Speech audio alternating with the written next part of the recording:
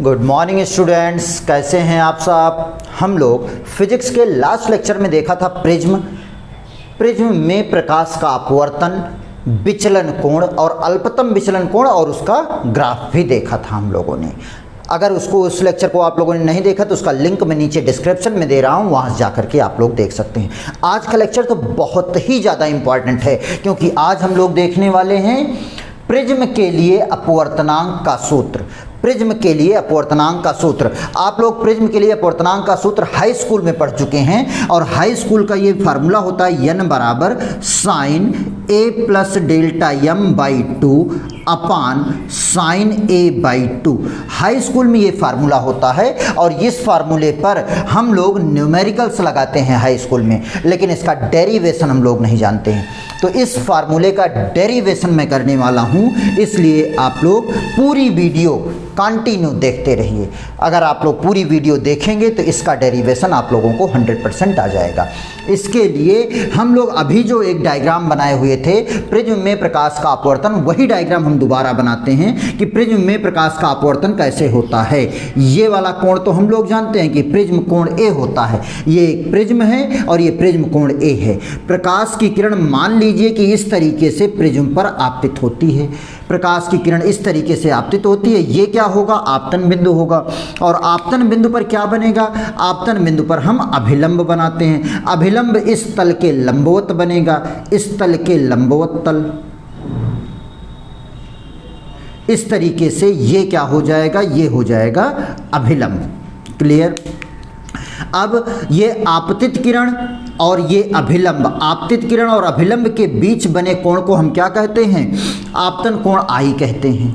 अब प्रकाश की किरण वायु से कांच में प्रवेश कर रही है। इस प्रकाश की किरण को ऐसे सीधा निकल जाना चाहिए। ये आपतित प्रकाश की किरण है, ऐसे सीधा निकल जाना चाहिए। लेकिन ये प्रकाश किरण जब वायु से कांच में प्रवेश करती है तो अभिलंब की ओर झुक जाती है। अभिलंब नीचे है, इसलिए ये अभिलंब की ओर झुक जाएगी, नीचे चली जाएगी। अब ये प्रकाश की किरण इस पृष्ठ पर पहुंची और इस पृष्ठ पर भी क्या होगा? अपवर्तन होगा। मीन्स अब प्रकाश की किरण कांच से वायु में जाएगी तो फिर से अपवर्तन होगा। अपवर्तन होने के लिए ये आपतन बिंदु है और आपतन बिंदु पर हम क्या बनाते हैं? अभिलंब बनाते हैं। आपतन बिंदु पर अभिलंब बना दीजिए। ये अभिलंब हो जाएगा, ये अभिलंब हो गया। क्लियर? अब ये अभिलंब हो गया और ये आपतित किरण थी, ये कौन सी हुई? अपवर्तित किरण। ये अपवर्तित किरण और ये अभिलंब, अपवर्तित किरण और अभिलंब के बीच बने कोण को हम किससे डिनोट करते हैं? R से डिनोट करते हैं। अब ये प्रकाश किरण यहाँ आपतित हुई, आपतन बिंदु पर हमने अभिलंब बनाया। इस प्रकाश की किरण को ऐसे सीधा जाना चाहिए, लेकिन ये प्रकाश किरण सीधा ना जा करके जब कांच से वायु में जाएगी तो ये क्या होगा? अभिलंब से दूर हट जाएगी। अभिलंब यहाँ है, ये ऐसे जाना चाहिए लेकिन ऐसे ना जा करके ये अभिलंब से दूर हट जाएगी और ये नीचे की तरफ झुक जाएगी। क्लियर? ये नीचे की तरफ झुक जाएगी। अब यहाँ पर ये क्या है? ये है निर्गत किरण। कौन सी है? निर्गत किरण। निर्गत किरण, निर्गत किरण, निर्गत किरण और ये अभिलंब के बीच बने कोण को हम क्या कहेंगे? ये I है तो इसका नाम हम I डैश दे देते हैं। ये R है तो इस कोण का नाम हम R डैश दे देते हैं। क्लियर? ये I तो ये I डैश, ये R तो ये R डैश हमने दे दिया। अब इस निर्गत किरण को हमने ये क्या किया है? इस किरण को, आपतित किरण को हमने आगे बढ़ाया है, निर्गत किरण को हम पीछे बढ़ाते हैं। निर्गत किरण को हम पीछे बढ़ाते हैं तो ये आपतित किरण से यहाँ पर जा कर के मिलेगी और इस आपतित किरण और निर्गत किरण के बीच जो कोण बनता है, ये जो कोण बनता है, इसी को हम क्या कहते हैं? विचलन कोण डेल्टा कहते हैं। इसी कोण को हम क्या कहते हैं? विचलन कोण डेल्टा कहते हैं।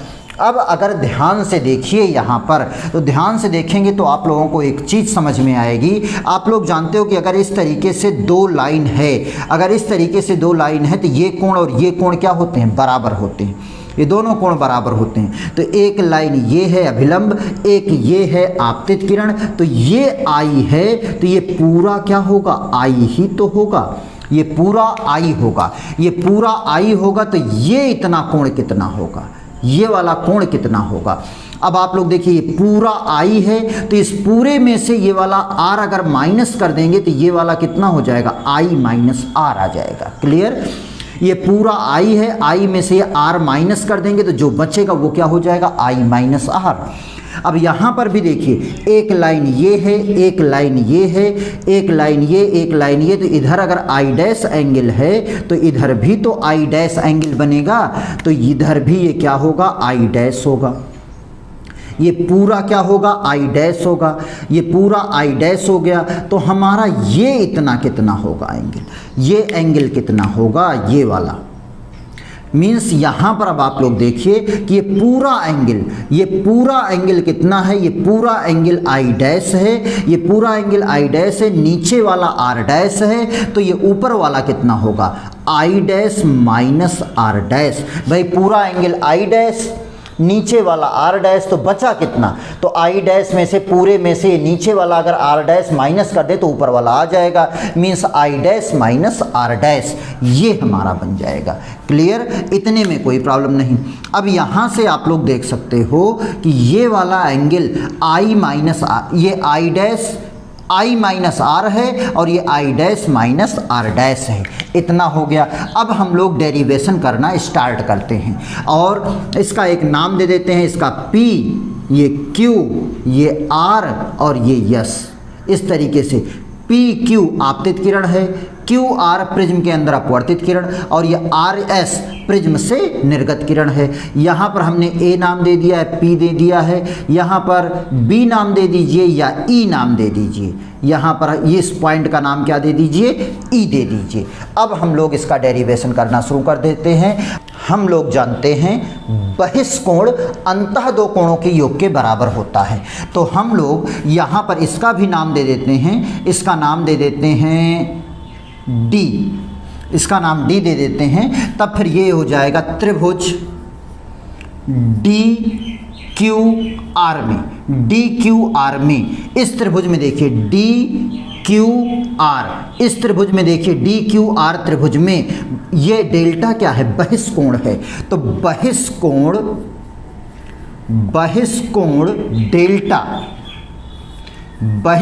डेल्टा बराबर क्या हो जाएगा, अंतः दो कोणों की योग के बराबर हो जाएगा।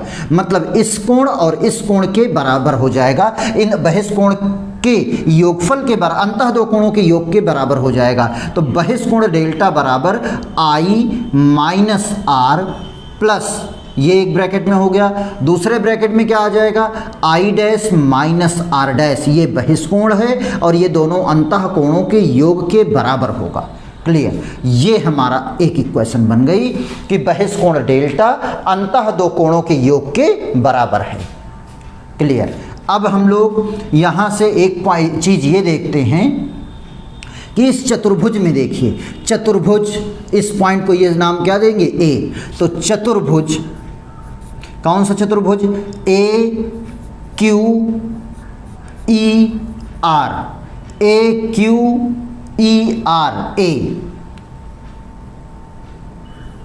में, AQERA ये वाला चतुर्भुज, यहाँ से AQERA ये वाला चतुर्भुज, इस चतुर्भुज के हम लोग जानते हैं कि चतुर्भुज के चारों कोणों का योगफल 360 डिग्री होता है। चतुर्भुज के चारों कोणों का योगफल 360 डिग्री होता है। वो चारों कोण कौन कौन से हैं, ध्यान समझिए, AQER ये वाला, तो एक कोण तो A हो जाएगा और एक कोण E हो जाएगा, ये दो कोण हो गए।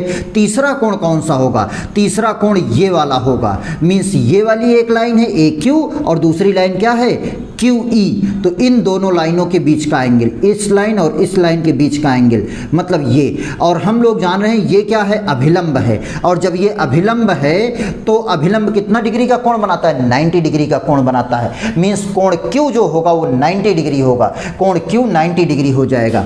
और इधर कौन सा कोण बनेगा, अब यहाँ से अगर देखें तो AR ये वाला लाइन, ये वाली लाइन होगी, और ये ER ये वाली लाइन होगी, और ये क्या है, ये अभिलंब है, ये अभिलंब है, तो ये वाला भी कोण क्या होगा, 90 डिग्री होगा।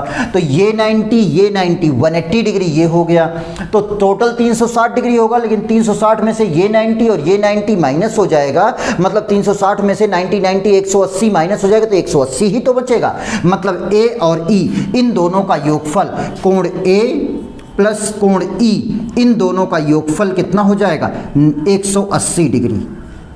90 90 टोटल 360 होगा, 90 90 निकल गया, 180 निकल गया, तो इन दोनों का योगफल कितना बचा? 180 बचा। ये एक इक्वेशन हो गई।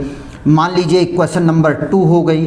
और अब इस त्रिभुज में देखिए, त्रिभुज QER में, QER में, QER इस त्रिभुज में देखिए, QER इस वाले त्रिभुज में, छोटे वाले त्रिभुज में, हम लोग जानते हैं त्रिभुज के तीनों कोणों का योगफल 180 अंश होता है। त्रिभुज के तीनों कोणों का योगफल 180 अंश होता है। तो ये वाला त्रिभुज का कोण क्या है? R, ये वाला कितना है? R डैश, और ये कितना है? E। तो R plus R dash plus E, इतने का योगफल कितना हो जाएगा? 180 अंश। ये हमारा इक्वेशन नंबर 3। अब अगर इन दोनों को इक्वेशन सेकंड और इक्वेशन थर्ड देखा जाए तो ये भी 180 के बराबर है, ये भी 180 के बराबर है। तो जब ये इक्वेशन भी 180 के बराबर, ये इक्वेशन भी 180 के बराबर, इसका मतलब ये दोनों आपस में क्या होंगे? बराबर होंगे। तो हम लिख सकते हैं इक्वेशन 2 बराबर होगा इक्वेशन 3 के। ये होगा इक्वेशन 3 पहले कर दो, इक्वेशन 2 को बाद में कर दे, चाहे जैसे कर दो वो तो सेम ही आएगा। तो इक्वेशन 3 क्या है? R plus R dash plus E, ये इक्वेशन 3 है, बराबर होगा इक्वेशन 2 में क्या है? A प्लस E, और E कैंसिल आउट हो जाएगा। यहाँ से क्या हो जाएगा? R प्लस R डैश बराबर A। ये हमारा इक्वेशन नंबर 4 हो जाएगा। R प्लस R डैश बराबर A, ये हमारा इक्वेशन नंबर 4 हुआ। अब हम लोग जानते हैं अल्पतम विचलन की स्थिति। अल्पतम विचलन, अल्पतम विचलन की स्थिति, अल्पतम विचलन की स्थिति में, अल्पतम विचलन की स्थिति में लास्ट लेक्चर में हमने बताया था, अगर आप लोगों ने नहीं देखा है तो उसका लिंक नीचे डिस्क्रिप्शन में दिया हुआ है, वहां से जा करके आप लोग देख सकते हैं कि डेल्टा बराबर डेल्टा एम के हो जाता है, आई डैश बराबर आई के हो जाता है, आर डैश बराबर किसके हो जाता है? आर के बराबर हो जाता है। अब हमारा ये क्या बन जाएगा? Equation number 4। इक्वेशन नंबर 4 क्या हो जाएगा? R plus are dash, r dash के स्थान पर क्या आ जाएगा? आर डैश के स्थान पर हमारा आ जाएगा, आर डैश के स्थान पर क्या आएगा? आर डैश के स्थान पर आर आ जाएगा, और बराबर क्या बन जाएगा? ए के। तो ये 2r बराबर ए के हो जाएगा। तो यहाँ से r बराबर क्या आ जाएगा? a/2 आ जाएगा। r बराबर क्या आ गया? a/2 आ गया। क्लियर? r बराबर a/2 आ गया। अब उसके आगे हम लोग देखते हैं r बराबर a/2। अब हम लोग देखें from equation first, from equation first. Equation first में क्या है? डेल्टा बराबर आई माइनस आर, या इसी इक्वेशन को हम और क्या लिख सकते हैं? इस इक्वेशन को ये भी लिख सकते हैं कि I minus R plus I dash minus are dash. तो ये डेल्टा बराबर हो जाएगा आई प्लस आई डैश, और ये माइनस माइनस दोनों में है, कॉमन ले लो, आर प्लस आर डैश, ये इतना आ जाएगा। और उसके बाद में from equation 4, from equation 4,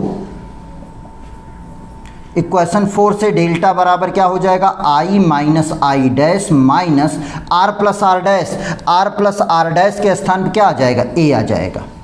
I plus I dash minus R plus are dash के स्थान पर क्या आ गया? ए आ गया। तो डेल्टा बराबर आई प्लस आई डैश माइनस ए हो जाएगा। क्लियर? अब अल्पतम विचलन की स्थिति में, अल्पतम विचलन की स्थिति में डेल्टा के स्थान पर क्या हो जाएगा? डेल्टा यम हो जाएगा। आई प्लस आई डैश के स्थान पर क्या हो जाएगा? आई डैश के स्थान पर आई हो जाएगा माइनस ए को इधर भेज दीजिए, तो डेल्टा यम प्लस ए बराबर आई प्लस आई क्या हो जाएगा? 2i। अब यहाँ से i बराबर क्या आ जाएगा? डेल्टा यम प्लस a/2, ये हो जाएगा i बराबर डेल्टा यम प्लस a/2। क्लियर? उसके बाद हम लोग जानते हैं स्नेल के नियम से, स्नेल अपवर्तन के लिए हम लोग कौन सा नियम लगाते हैं? स्नेल का नियम। स्नेल के नियम से, स्नेल का नियम क्या होता है? n बराबर साइन i बटे साइन r, यही तो लगाते हैं, वही लगा दीजिए। n बराबर साइन i के स्थान पर हम क्या रखेंगे? i के स्थान पर यही रखेंगे, डेल्टा m प्लस a/2। क्या रखेंगे? Delta m plus a/2 divided by sine r, और r के स्थान पर क्या रखेंगे? r का मान हमने निकाल लिया है a/2। यही हमारा फार्मूला आ जाएगा। अब चाहे डेल्टा एम प्लस ए लिखो, चाहे ए प्लस डेल्टा एम लिखो, वो तो एक ही बात है। मीन्स फाइनल रिजल्ट हम यहाँ पर लिख दें sine a plus delta m by 2 upon sine a by 2, ये हमारा फाइनल आंसर आ जाएगा। क्लियर? तो आप लोग इसको नोट कीजिए।